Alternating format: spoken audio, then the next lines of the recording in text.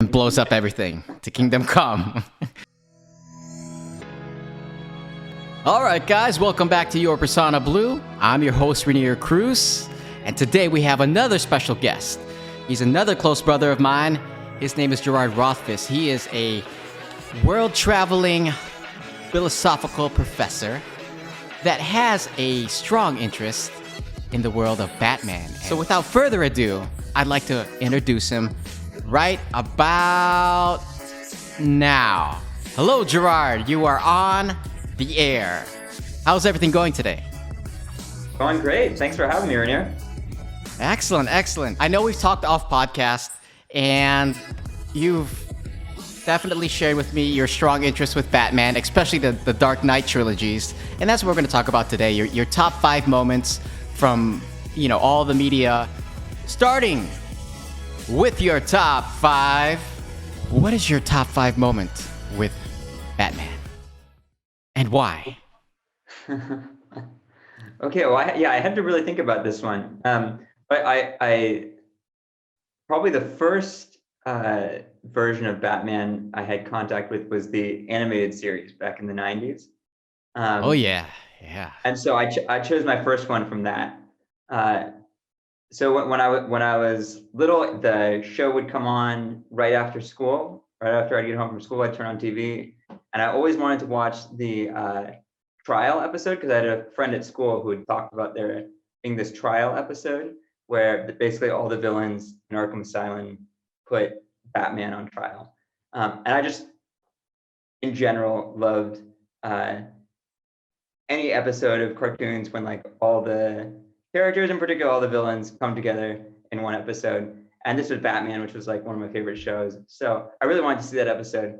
And so every day I'd have my mom turn on the TV, so right when I got in, I would be able to watch the show.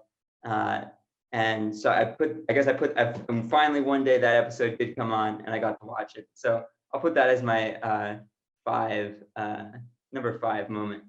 Basically. Yeah. Like what were some of the highlights from that episode that really made it pop to you? Yeah, so it has been a long time since I've watched the Batman animated series. But as I recall, right, the villains are all in Arkham, and they've all been put away right by Batman and the Gotham police, sort of. And somehow they get Batman trapped though in Arkham with them, and they decide to turn the tables and put him on trial. And so I remember they have like the Joker as the judge, and I think Two-Face is the prosecutor, which makes sense. Harvey Dent. Oh yeah. I remember. As you're describing it, I'm remembering this now. And then, of course, the jury is, the cast of, I think maybe Scarecrow is on there, and Mad Hatter, different classic Batman villains. And I think that I admit I forget some of the details, but I think to get Batman's defense attorney is this attorney who really has not liked Batman, has been very anti-Batman. But through this trial actually comes to appreciate Batman and sees, actually we did need someone to stand up to these villains. And then in the end, they do end up getting, Batman's able to break loose with the help of his defense attorney. And the villains are put back where they belong. Oh, yeah. Now that you bring it up, it also reminds me, and you're probably going to touch upon this a little bit later in this episode, is there was a live action scene in the Dark Knight trilogy that mirrored that with the Scarecrow. I think this was in the Dark Knight Rises. The last one, because Bane was in this one, where the Scarecrow from the first, in Batman Begins was the judge this time instead of the Joker. Right. So I believe that's where it was inspired from. Now that you've described that scene from the animated series, and I'm putting it together in my mind, I'm like, oh yeah, that makes sense. Turning the tables, putting the villain in the role of the judge. How about your number 4? Here, I think I went with also actually from The Dark Knight Rises, the last of the Christopher Nolan trilogy. The scene when Bane comes into the stadium and announces his takeover of Gotham and Oh bomb yeah. he's got ready to detonate. That scene actually was filmed and actually much of the movie was filmed in Pittsburgh, which is my hometown. And they actually had the stadium where they filmed actually was Heinz Field, where the Pittsburgh Steelers play. And so actually a lot of the Pittsburgh Steelers are in that scene as the football players. Oh, I heard about that, and now you're reaffirming that's what it was. And the Gotham, I believe they were called the Gotham Knights. They have Pittsburgh Steelers colors, right? Yes, I think that's right. That's right. Yeah, I think it's actually I think it's Heinz Ward is the player who catches the ball on the field and is the last player you see running as the field collapses. When yes, Bane comes in. when it's also kind of cool at the very start, right? Bane is about to enter in, and they do the national anthem. It's a beautiful singing of the national anthem. So it's super eerie. It's all a cappella. It's all super eerie, and then Bane comes in and blows everything up. And blows up everything. To Kingdom Come. All right. So we've talked about your number 5 and your number 4. Your number 3. Okay, number 3, I'm gonna sort of double up on if that's okay. Oh yeah. So I'm gonna highlight because I think they're both really creepy and really eerie, but very striking scenes. One from The Dark Knight and one from The Dark Knight Rises, and that's the introduction of the Joker in The Dark Knight and then the introduction of Bane in The Dark Knight Rises. Ooh, okay. You're gonna have to break that down. Introductions to those movies. Yeah. In the first one, right, the Dark Knight, they introduced the Joker with you don't directly know it's him at first, right? It's all the guys in the clown masks, and they go to rob a bank, and they end up. It's really grisly. They end up shooting each other, and the Joker has orchestrated it all, so he's the last one standing. And it's a very very grisly and striking scene that really shows you the villainy of the Joker very early on in the film. Yes. Plus the pencil scene.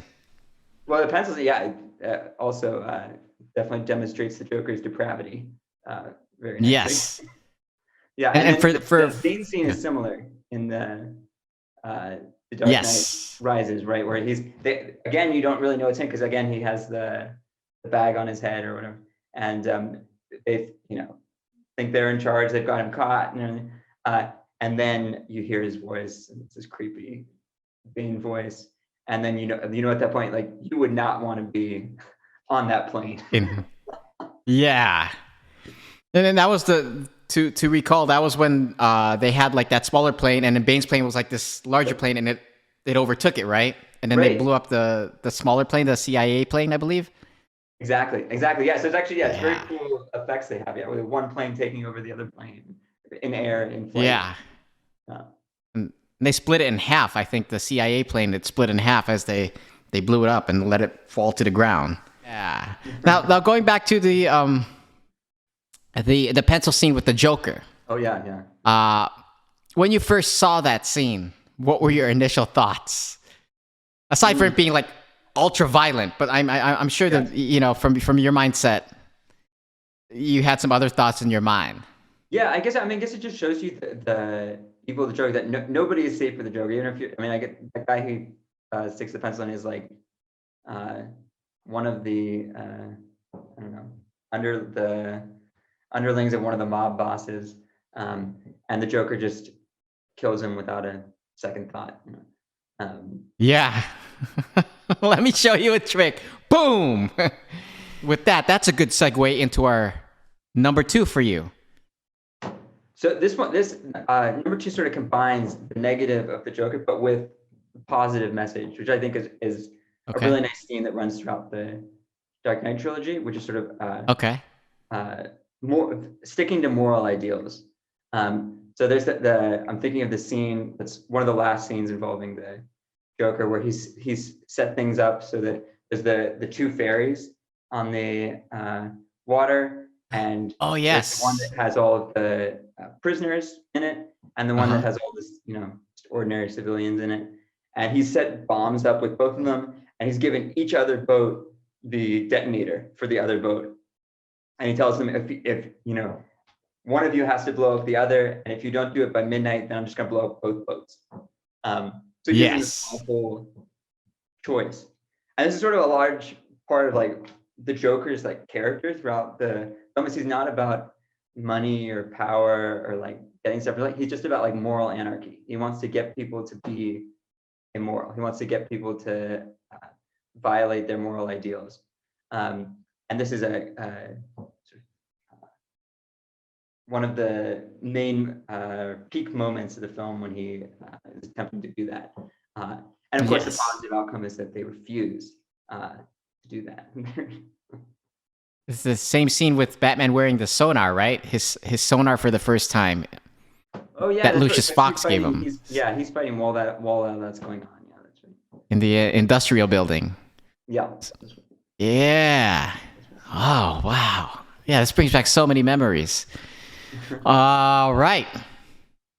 And drum roll. You're number one. So this one's more of a humor one, but a lot of people don't like it as much, but I'm very partial to the old Batman from like the 1960s, which is more of a comedic take on Batman. Mm-hmm. But the 1966 film was like the main Batman film I watched growing up, because my dad had loved it and he showed it to us.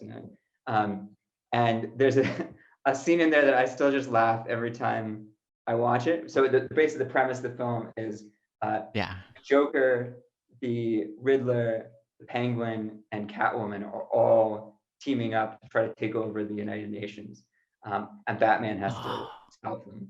And there's this hysterical scene at the start when Batman's trying to figure out who. There's been some strange things have been happening. Batman goes out to this oil rig to investigate some stuff, and out at sea.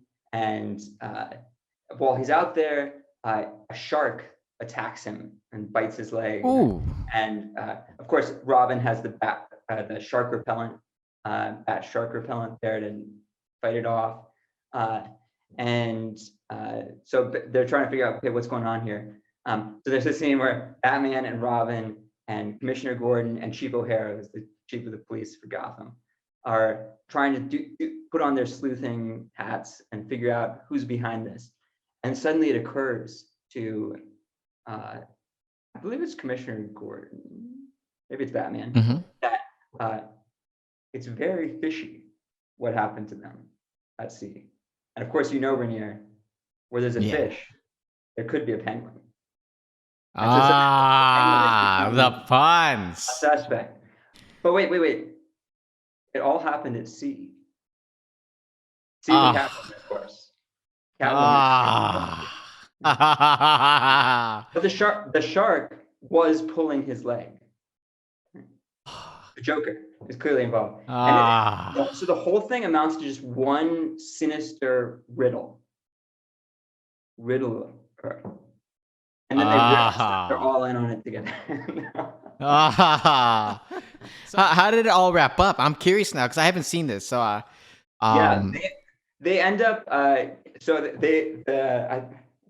calling the main villain, right? The Joker and Penguin, everybody. They kidnap this Commodore Schmidlab, and a lot of the film is Batman trying to rescue Commodore Schmidlab.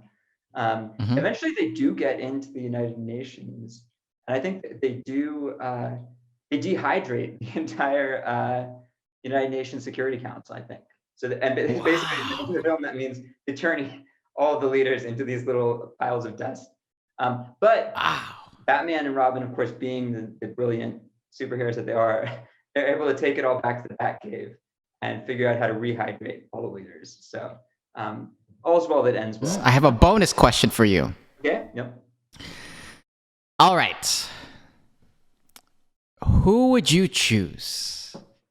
Would you choose Mark Hamill's Joker from the animated series or Heath Ledger's Joker from The Dark Knight? I think you have to say Heath Ledger's Joker is the all-time Joker. Yeah? Yeah. All right. Yeah.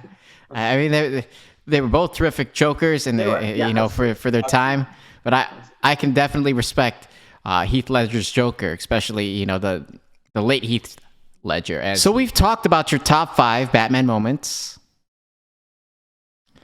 But there's another superhero, right? Another superhero that Batman's best friends with. I mean, is there anything maybe that you can think of that's Batman's best friends?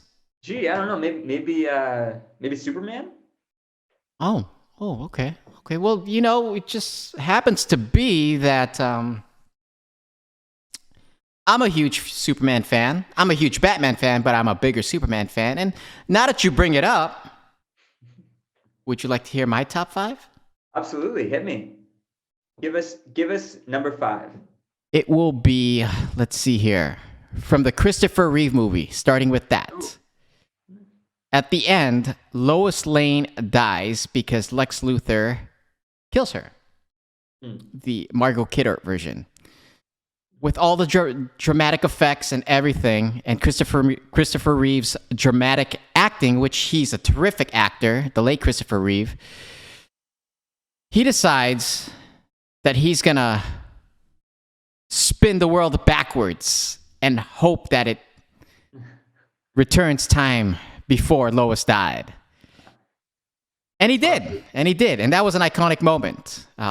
We didn't know Superman could time travel. We knew the Flash could time travel, but we didn't know Superman could time travel.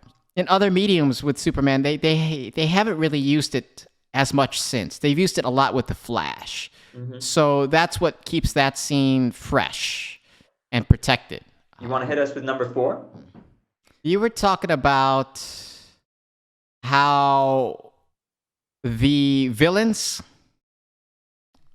turned the tide against Batman in your top 5?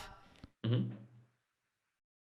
What if Batman was starting to lead towards villainy? Or at least,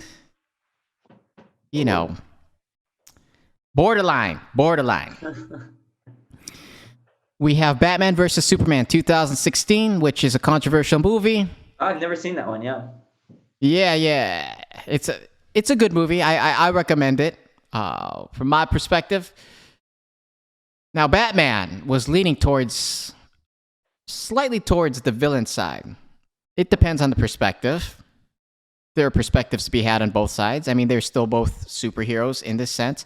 However, there was a big misunderstanding with this version of Batman, because the version of Superman that was being portrayed by Henry Cavill at that point in time was a darker Superman. Gone were the days of the Christopher Reeve smiling, "Hello, sir." It was more of this brooding, the world is going down and I need to save it, Superman. And that's because it was fresh. From Adam West to Christian Bale. Yes. And the Christian Bale trilogy inspired this Superman. So that's the reason why we got this Superman, because the Christian Bale trilogy had just ended in 2012, and this Superman started in 2013. Mm-hmm. And they were hoping to build off of that momentum and give that gritty feel for Superman. So we fast forward 3 years later, and now we had been anticipating and waiting for this Batman versus Superman movie because of the comics. They had fought each other quite a few times in different universes. With different writers. So when we got it on live action, we kind of didn't know what to expect. And Batman, aka Bruce Wayne, they did a flashback at the beginning of Batman vs. Superman to Man of Steel from 2013. And from a different perspective, where you could see Superman fighting Zod at the end of the Man of Steel movie and destroying Wayne Enterprises property. And so that made Bruce Wayne very angry. And that distilled his perception of Superman being a hero, contrary to popular belief of the military and everybody else. So at that point in time, he vowed he would find a way to take down this alien that looked like a human. Yeah, and that was that set the tone for the rest of the 2.5 hours. That brought us to the final 30 minutes of that movie where they became best friends. That's number 4. All right. Well, let's hear number 3.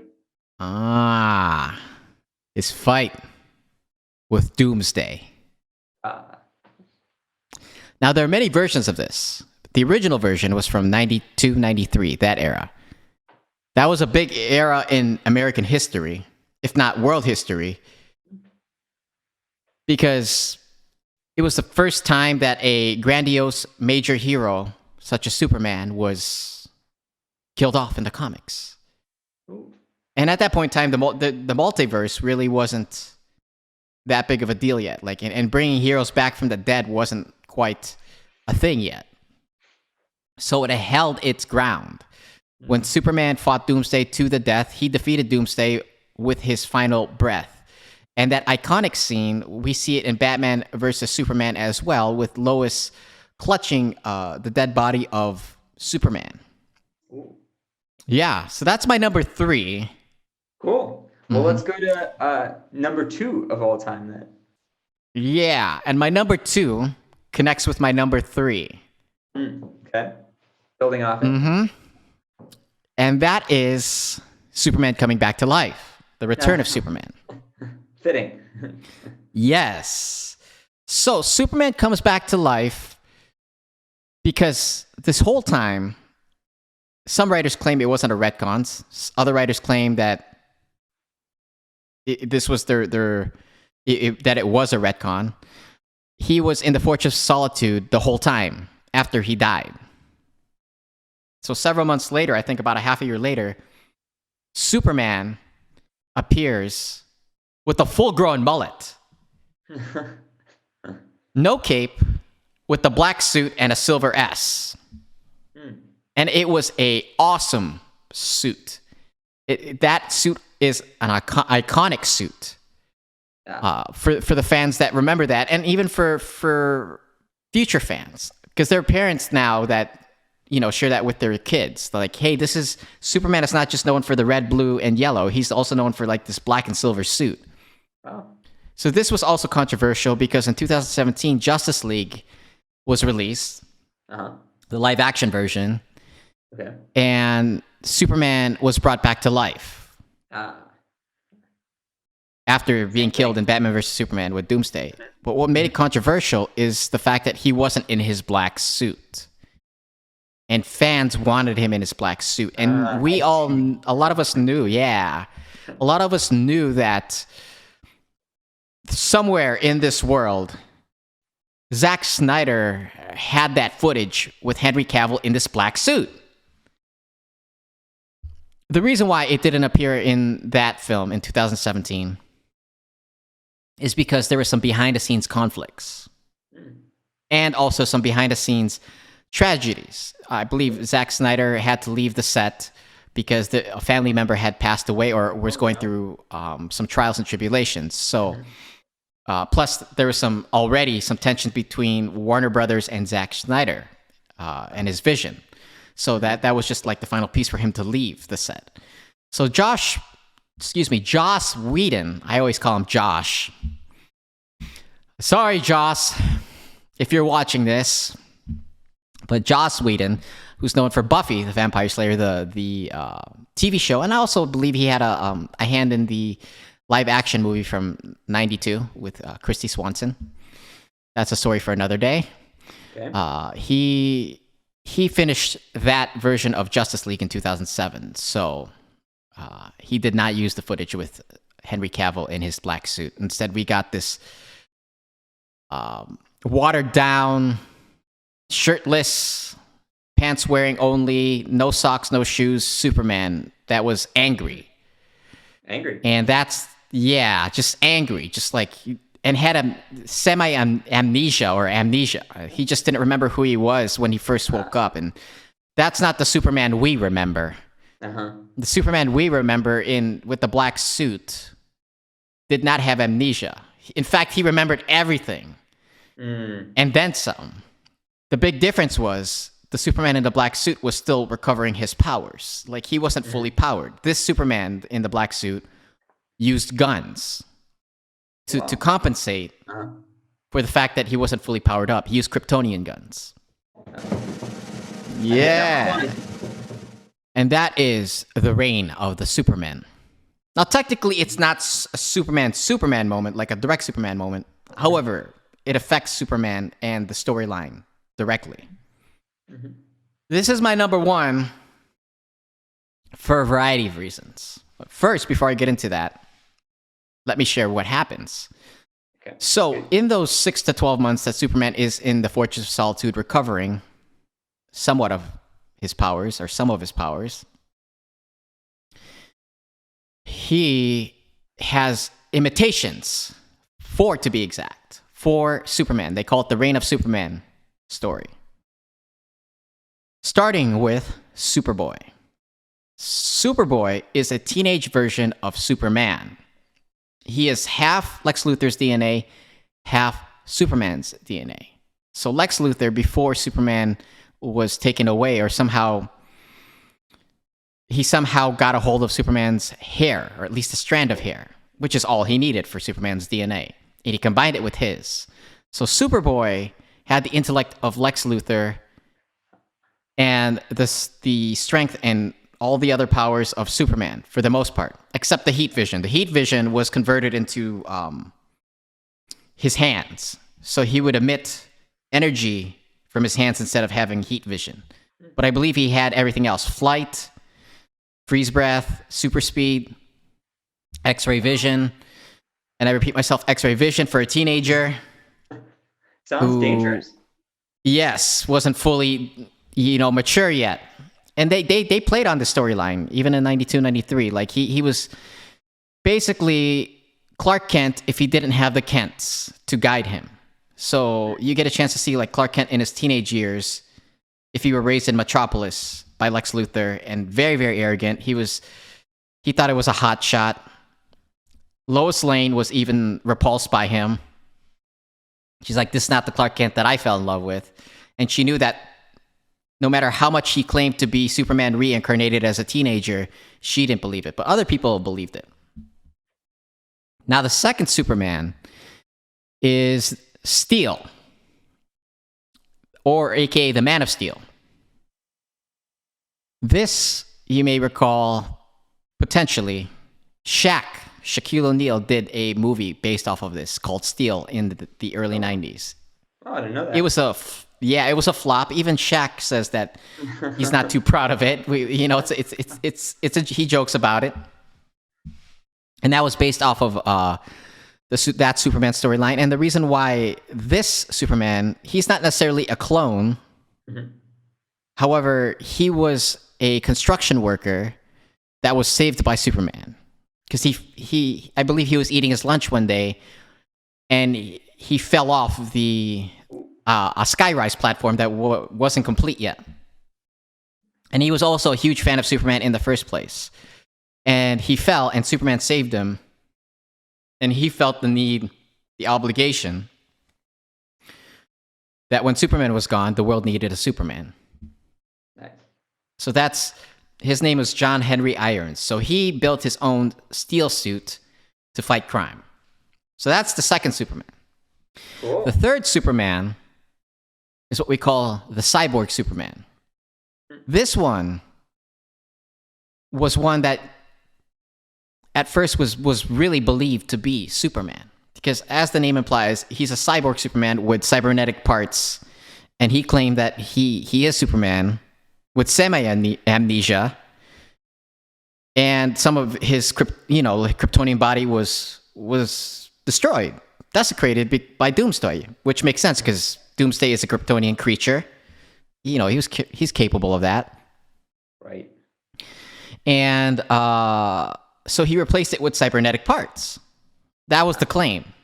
So he acted as the world's Superman for a bit until his true motivations came out. Ooh, what was that? World domination. World domination, of course. Yes. And his real identity came out. So his real identity is Hank Henshaw. Hank Henshaw was an astronaut that was in space. So he was kind of like the Reed Richards of the Fantastic Four. There were 4 astronauts that went into space with him. He, his wife, and 2 others. And they were doing a discovery similar to the Fantastic Four, like DC's version of that. The only thing is, he didn't really get powers like the Fantastic Four. There was an accident for sure in that space shuttle. And what ended up happening is, depending on which version, but the most recognized version is he died and was reincarnated as this cybernetic Superman. And he was very, very bitter against Superman because Superman wasn't there to save him and his wife and his colleagues. So that's why he posed as Superman first to get the world's trust and to get the guard down. And then he was going to, make his move. So the fourth and final one is the Last Son of Krypton, aka he started calling himself the Eradicator. Is basically a last resort construct. That's the word I'm looking for. Construct from the Fortress of Solitude if Superman were to ever die. The only thing is this construct wasn't raised by humans. So once again, it shows what Superman would be if he wasn't raised by the Kents. Right. So hence the name, he started taking the moniker the Eradicator because this guy mixed up justice with revenge. So as he would take out criminals, Superman has a no-kill rule. This guy, no problem. Oh, like Batman. Yeah. Except Batman from Batman versus Superman, and no guns, that Batman was a little bit different. So that's a story for another time too. Yeah, there was controversy on that one too. But on the subject of the Last Son of Krypton, aka the Eradicator, yeah, he basically wore a Superman suit, like a version of it, a bit more aggressive with more black on it, which makes sense. And then he wore like this yellow visor, which made him look even more aggressive. And he would kill petty criminals that were, just stealing food. In his mind, he was dealing justice. He would like snap their neck, and he was very aggressive. Okay, yeah. So yeah, those are the four Supermen. Now, behind the scenes, this is also why I like the Reign of Superman storyline, is because behind the scenes, the reason why there are four Supermen is because there was no intent of bringing Superman back. So there were four distinct teams writing these four Supermen into the comic book world. So that's why they had four distinct personalities, four distinct motives. And those four distinct teams believed that they were genuinely writing the real Superman into existence. Yeah. So that's why it works so well, is because at the time they really genuinely had the motivation, like, we're writing a new Superman into this world. Right. What ended up happening is the audience wasn't buying any of it in terms of any of them being the real Superman. They said, bring us our truth, justice, and the American way back. We want our original Boy Scouts. See, this is an example of, you don't know what you have until it's really gone. That's an example of that. And they did. All four writers, I believe, banded together to write a return story for Superman, and that was the black suit. And so now, let's bring it all together. So Superman is coming back to life, but these four Supermen are still here. Now, mind you, Superboy is not necessarily a bad guy. He's a tweener. He just doesn't know right from wrong. He can be, with some guidance, he can be swayed to the right, side. And then the Man of Steel, which is John Henry Irons, he's already got the right motivations. Yep. So he knows that when the real Superman comes back, he knows that he can step down or play a different role, like a support role. Right. And Cyborg Superman, he remains a top villain. Enough to the point where I believe Lex Luthor battles him alongside Superman. Wow. In some storylines. In this storyline, Lex Luthor is on the sidelines. Yeah. And then the Eradicator is a pure villain. Right. So that's my top 5. Next time you come back, we will talk about how Batman and Superman really are similar. Because I know that a lot of the audience believes that Superman is very overpowered, which is true from one standpoint. However, we're going to look at Superman's humanity and how that works alongside Batman's humanity in the next episode that we have you, Gerard. Cool. Sweet. Sounds great. Yes. In the meantime, this is how we wrap. All right, your Persona Blue universe. We just heard Gerard's top 5 Batman moments. We just heard my top 5 Superman moments with some bonus info somewhere blended it in there. So now we wrap up like this with a hoorah! Thank you guys. I struggle through the worst of it. I can see the curtain lift, the moment's there, but somehow I get stuck. Never learn from this, thinking it's for certain, but somehow it resurfaces. It seems I'm always searching in my curse to always circle this. You finally reach the end, but then you lose your friends, and I can just pretend, man, I feel I never win. I'm a failure, man, at least that's what they're telling you. Times I still believe it, have to fight it on the regular.